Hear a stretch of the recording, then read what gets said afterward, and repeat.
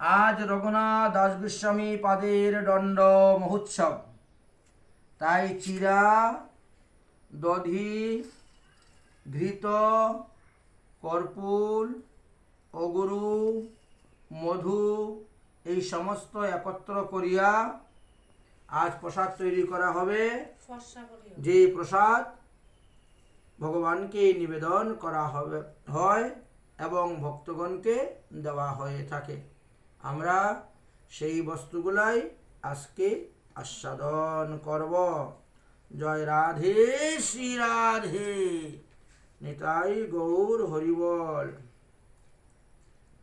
বন্ধ করে দাও। ব্রহ্মণি বৈষ্ণবে স্বল্পপুণ্য বতাঙ্গরাজং বিশ্বাস বলো রঘুনাথ দাস গোস্বামী পাদের দণ্ড মহোৎসব কি জয়।